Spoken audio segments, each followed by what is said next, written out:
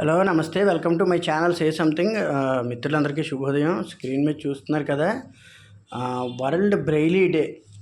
World Braille day January 4 2019 నుంచి ఆమోదించబడింది United నేషన్స్తో. దీని వివరాలు తెలుసుకోవాలి అంటే యాక్చువల్గా ఈ బ్రెయిలీ అనేటువంటిది బ్లైండ్ పీపుల్కి సంబంధించింది.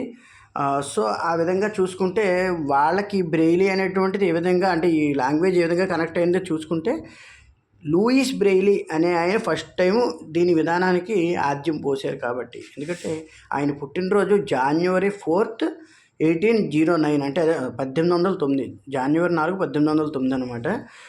ఎక్కడంటే కాపురే అనే దాంట్లో పుట్టారు. ఊరు ఫస్ట్ ఫ్రెంచ్ ఎంపైర్ అది కాపురే అనే ఊరు. తర్వాత ఆయన 6 జాన్ 1852లో కాలం చేశారు. అది ప్యారిస్ సెకండ్ ఫ్రెంచ్ రిపబ్లిక్ అనమాట. అంటే ఫస్ట్ ఫ్రెంచ్లో ఉన్నప్పుడు కాప్రే అనే దాంట్లో పుట్టారు. అదే ప్రాంతం ప్యారిస్గా మరి సెకండ్ ఫ్రెంచ్ రిపబ్లిక్ అలా మారింది అనమాట. సో ఈ విధంగా వారి పుట్టుపూర్వోత్తరాలు.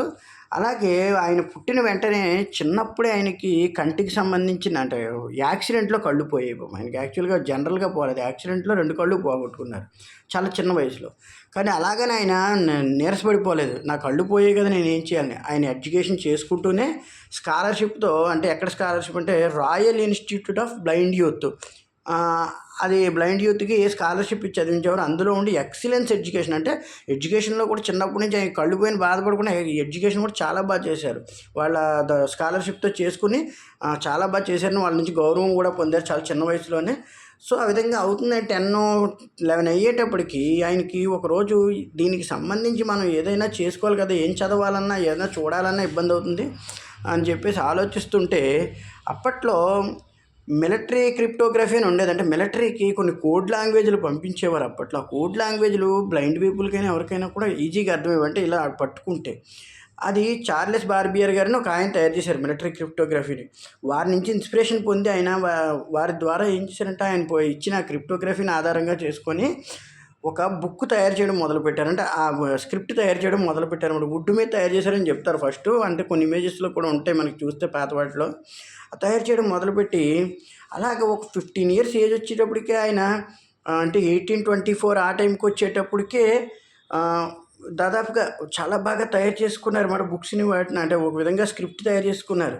అది ఫస్ట్ టైము 1829లో అతని ఫస్ట్ బుక్ కూడా ప్రింట్ అయిపోయింది. ఫస్ట్ బుక్ కాల్డ్, దానికి పేరు ఏం పెట్టారంటే ఆయన method of writing words, music and plain songs. అంటే ఏంటంటే దాన్ని పట్టుకొని అలాగా డాట్స్ని పట్టుకుని చెప్పుకుంటూ సరదాగా పాటలు పాడుకున్నట్టు ఏదో ఒక మ్యూజిక్ చేసినట్టు అనిపిస్తే ఎలా ఉంటుందని చూపించుకుంటూ వెళ్ళారనమాట. ఆ విధంగా బుక్కి ఇన్స్పిరేషన్ పెట్టుకుని ఆయన వెళ్ళారు. సో పెట్టుకుని వెళ్ళాక పీపుల్ ఆ బుక్స్ని చాలా బాగా రిసీవ్ చేసుకున్నారు. కళ్ళున్న వాళ్ళు లేని వాళ్ళకి దగ్గర ఉండి నేర్పించడం, అలా కోడ్ లాంగ్వేజ్లు అవి చెప్పడం. అలాగే 4-5 బుక్స్ తయారు చేశారు ఆయన.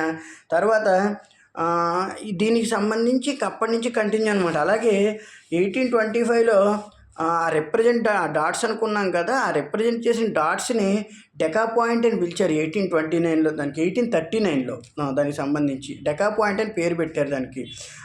ఆయన తర్వాత ఆయన చనిపోయిన తర్వాత అదే రాయలు ఉంటాయి కదా, fair of world in Paris, అంటే వరల్డ్లో ఫెయిర్ అనే ఒక ప్రోగ్రాంలో అక్కడ యూత్ సంస్థ ఉంది. అది ఆ వరల్డ్ ఫెయిర్ సంస్థలో ప్యారిస్లో ఉంది. దాంట్లో 1855లో వీరికి సంబంధించిన నిఘంటు అంతా ఉంచారన్నమాట. అంటే మొత్తం డేటా అంతా వీరు ఎలా కనిపెట్టారు ఇవన్నీ కూడాను. సో ఆ విధంగా ఆయన చాలా విషయాన్ని కనిపెట్టుకుంటూ ఒక్కొక్క విషయాన్ని చేసుకుంటూ వచ్చారు. అలాగే అతని మ్యాథమెటిక్స్ బుక్ ఉంది, దాన్ని 1838లోనే ఆయన ప్రజెంట్ చేశారు. మ్యాథమెటిక్స్కి సంబంధించిన డాట్స్ అవన్నీ అలా ప్రతి దాంట్లోనూ ఆయన ప్రయోగం చేశారు. ఓ విధంగా చెప్పుకోవాలంటే ప్రపంచమంతా చీకటి పడిపోయింది, మనం ఇంకేం చేయలేమనుకునే వారికి లూయిస్ బ్రెయిలీ గారు ఒక ఉదాహరణ. ఆయన ద్వారా ఇన్స్పిరేటెడ్ అయిన తర్వాత అలా రాను ప్రతి ప్రయోగాన్ని ఆపాదించుకుంటూ దాన్ని 2009లో యాక్చువల్గా అసలు ఫస్ట్ దీనికి సంబంధించి బ్రెయిలీ డే అనేటువంటి డేట్ను ఫస్ట్ సిఫారసు చేసింది 2009లో. అయితే దాన్ని ఆమోదించడానికి కొంత సమయం పట్టినప్పటికీ 2013లో యునైటెడ్ నేషన్స్ అంతా కూర్చొని ఒకసారి మాట్లాడుకుని 2018కి వచ్చాక ఇంక దీన్ని ఎలానా ఫిక్స్ చేయాలని చెప్పి ఫస్ట్ టైం సెలబ్రేషన్ ఎప్పుడు చేశారంటే జాన్యువరి 4, 2019, అంటే 4, 2019 అనమాట. సో ఈ విధంగా సెలబ్రేట్ అంటే వారి పుట్టినరోజు సందర్భంగా 2010 నుంచి అఫీషియల్గా ఇంకా మొత్తం ప్రపంచవ్యాప్తంగా ఒకేసారి ఒకే డేట్ ఉండేలాగా దాన్ని అఫీషియల్గా అనౌన్స్ చేశారు. చూడండి, చాలాసార్లు మన పాత రైటర్లు కూడా రాస్తారు, అగాధము జలనిధిలోన ఆణిముత్యం ఉన్నట్లే శోకాల మరుగున దాగి సుఖం ఉన్నదిలే అని. అలాగా చీకటిలోని అలముకున్న చీకటిలోనే అలమటించనేలా అని చెప్పేసి కలతలకే లొంగిపోయి కలవరించనేలా సాహసమున జ్యోతిని శ్వాసగా కొని సాగిపోని శ్రీశ్రీ గారు వాళ్ళందరూ రాసిన పెద్ద పెద్ద వాళ్ళు రాసిన పాటలు ఇవన్నీ. అంటే ఏంటంటే ఆ చీకట్లో ఉండిపోయామని బాధపడక్కర్లేదు, అది భగవంతుడు ఇచ్చిన వరం అనుకుని ఇంకోలా ప్రయత్నించేవాళ్ళు ఉన్నారు. ఎంతోమంది గొప్ప గొప్ప మేధావులు ఉన్నారు. మనం అయోధ్య రామ మందిరం చూసాం, దాని గురించి ఒక గుడ్డిలా అంటే ఒక బ్లైండ్ అయిన, అంటే గుడ్డి అని తప్పుగా అనుకోకూడదు, అలాగా ఒక మా ఛాలెంజ్డ్ పీపుల్ ఆయన వాదించారు 20 సంవత్సరాల గురించి. ఆయన చెప్పిన సాక్ష్యంతో ఆశ్చర్యపోయారు జడ్జీలు అందరూ. ఉన్నాయి పలానా చోట పలానాది ఉంటుందని ఆ కళ్ళు లేని ఆయన చెప్పిన సాక్ష్యం ద్వారా వెళ్తే నిజంగా శాసనాలు బయటపడ్డాయి అయోధ్య రామ మందిరంలో. అంటే ఎంతలా మనిషి మెదడు పనిచేస్తుందో మీరు చూసుకోండి. జ్ఞాన నేత్రాన్ని వెలిగించుకోండి, మీలో ధైర్యాన్ని నింపుకోండి, మీకు ఎంతోమంది సపోర్ట్ ఉంటారు. అది లేదు ఎప్పుడు ఎవరూ కూడా బాధపడవలసిన అవసరం లేదు. ఏ అంగవైకల్యం ఉందని ఎవరు బాధపడాల్సిన అవసరాలు ఈ రోజుల్లో లేవు. ప్రతి వాటికి కూడా సొల్యూషన్ ఉంది. So please observe this day, enjoy this day. Thank you very much.